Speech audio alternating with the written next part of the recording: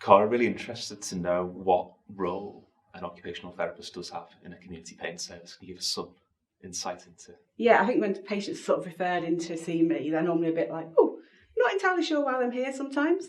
And my role as an OT is about occupation, and people think that as being jobs. Mm-hmm.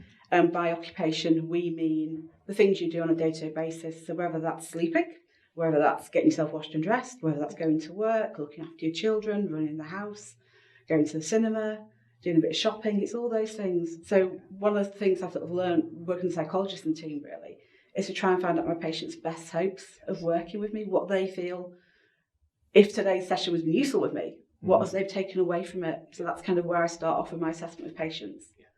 Because occupation is such a huge area, so that can help me narrow things down a little bit. Absolutely.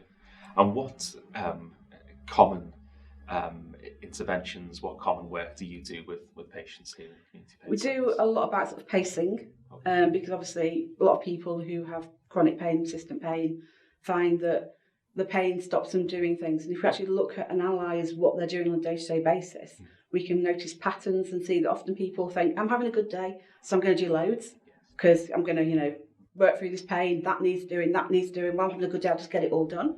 And then they crash and burn. Mm-hmm.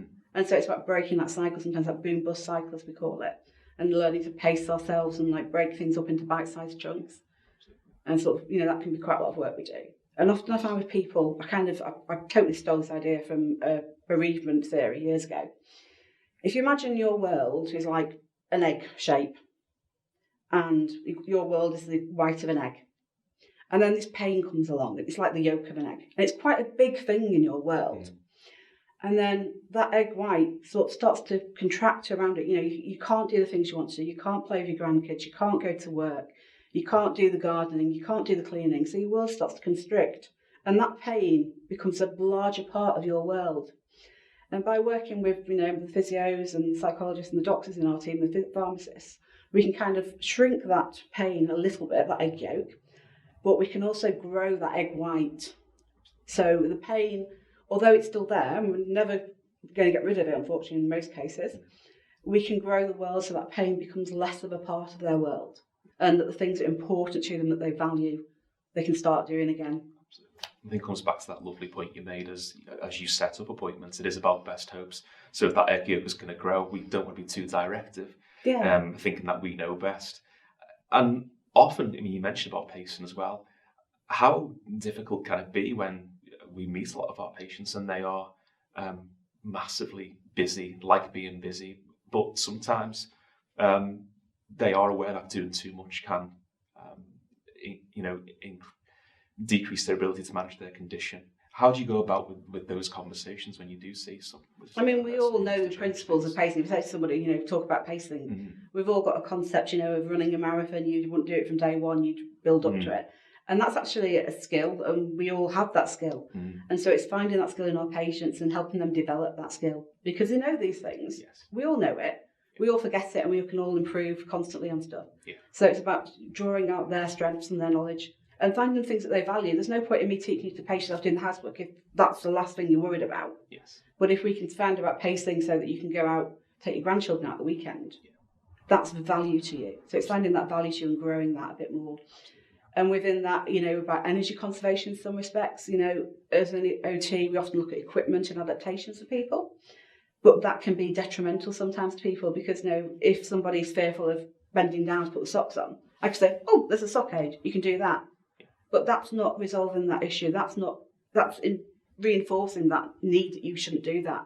So by working with the physios, we can work on that movement and get people doing a little bit more and feeling confident to do a bit more, and then that can build and grow. Absolutely. So it really brings a lot of evidence for MDT work, and so multidisciplinary work and having a lot of different.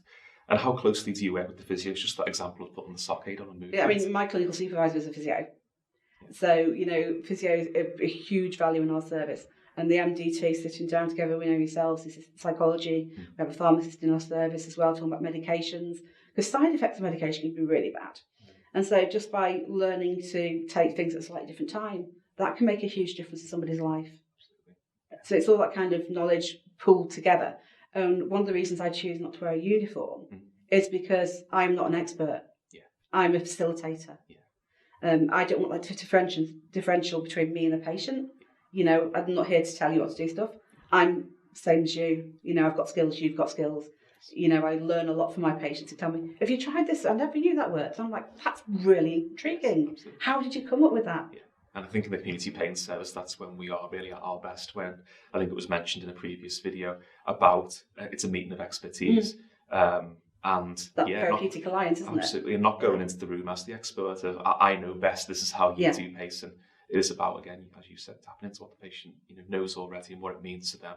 Yeah. Tell me more about not putting the expert hat on. That's a really interesting concept you've mentioned there, right? Yeah, I think, we've used sort of a bit of a solution-focused approach from this kind of buzzword things, which is about drawing that expertise of patients and finding out what their goal is and where they are towards that goal. Yes. And getting them, an example, I was working with a patient who spends part of the time in Spain, fortunately enough, and she's got a swimming pool there, but she can't get in and out of the swimming pool now, and she misses the activity of swimming and that.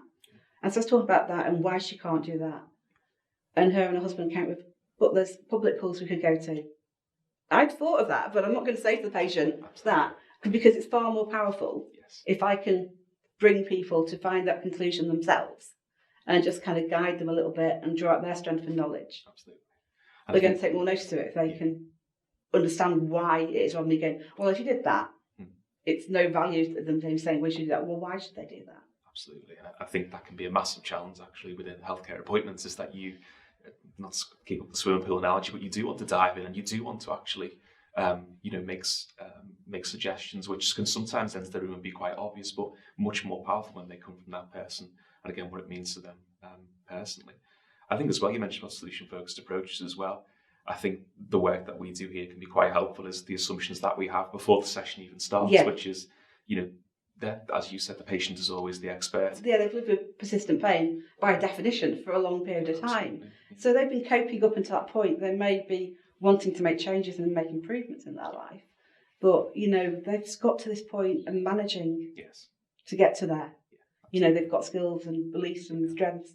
And it's reminding them of those sometimes because that world's shrinking and if you can open up that world. And that's a good thing to remember. They have been without us for a while. Yeah. And our 45 minutes. Again, go back to what Chris Barker mentioned earlier about when 3 o'clock in the morning gets quite tough. We're not there. And, let's be curious to see how people have got this far without us and asking that as well. It's also quite a good question to ask. How have you done this? How have you got this far? Yeah. And the assumptions actually that the person in the room has already got the tools before we even begin talking to them to solve the problems or to be the person that they want to be, I think is always a good start. And by growing that sort of nervous system, and I often encourage people we talk about growing the nervous system being amplified by all these things going on. If we can soothe that nervous system. So one of the things I get patients to try and do maybe is to do something nice for themselves each day, whether that's making themselves a really nice cup of coffee, whether that's spending 5 minutes looking out the window watching the birds, because I think that all is breathing into that system of soothing it all down. And that well-being as well. It's that living well despite having chronic pain. Yeah, absolutely. And I hope one of the things that does run through the service is, how can we calm those threat responses? Is it through physiotherapy? Is it a good conversation with the doctor? Is it knowing that you don't need to go for a scan? Or is it through breathing? And noticing all these things that can initiate those soothing systems and quieten those threat systems down. And having that smorgasbord of things to just pick from and go, well, that's not really gelling with me. Let's try this approach and let's try that. And picking and choosing. So I suppose in summary, it's about occupational therapy. It's about listening to the person as much as possible, growing their world as they would like it to grow, and allowing the patient to be the expert, because after all, they've been without us for a while. You should be 80.